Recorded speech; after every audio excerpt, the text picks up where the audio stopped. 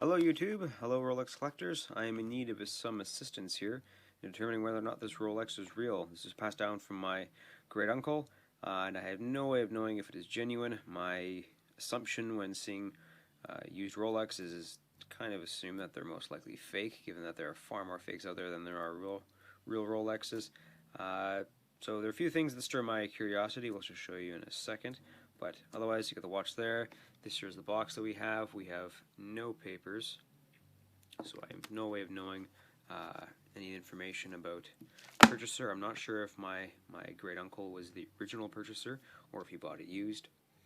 That's the box, and of course the watch itself. So it's an Air-King Date Precision.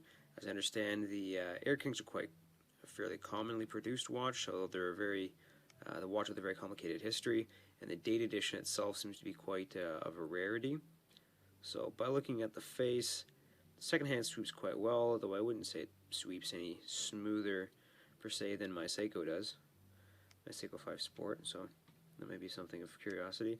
The position of the text, I've seen other Rolex Air-Kings where the text is positioned just slightly higher up, closer to the crown, so I'm not sure if that is an indicator of being genuine or not. There's your Swiss made logo. The luminescence on it, they're very small and they're not very good, quite frankly.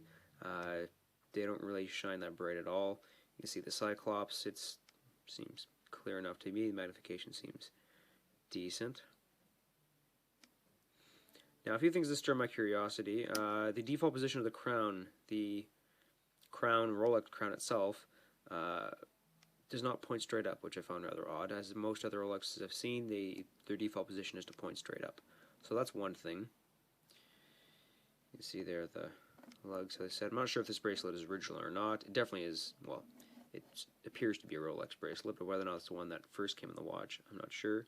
The lugs on the bracelet are hollow. I understand that is common on some Rolexes. I'm not sure if that's common to the Air-King series.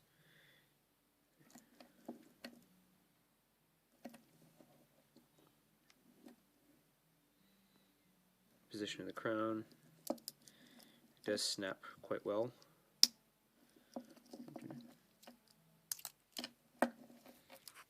And on the inside,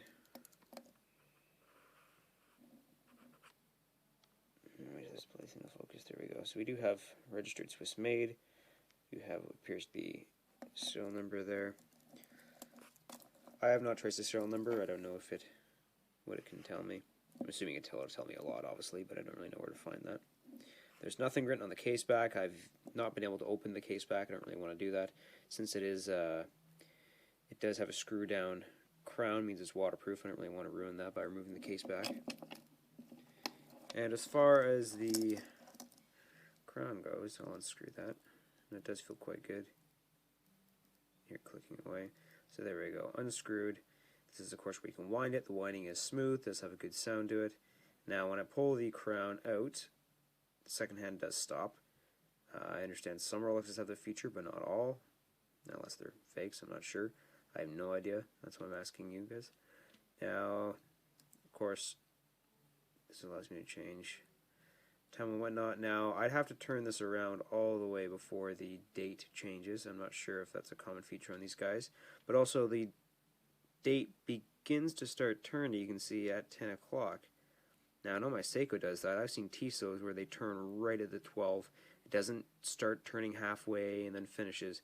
It does right at the 12, and I understand Rolexes should do that too, which makes me somewhat curious.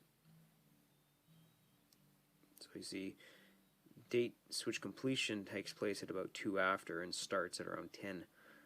So that I find kind of curious. And there we go again. So I have no idea.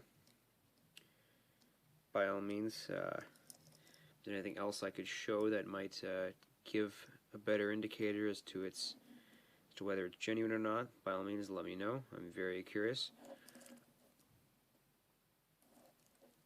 It has a good weight. It's usually one of the first things, of course, you'd find when picking up a Rolex that's fake, is they don't weigh anything. But like a genuine automatic, this definitely does have some weight. So, by all means, fire away. Looking forward to your responses.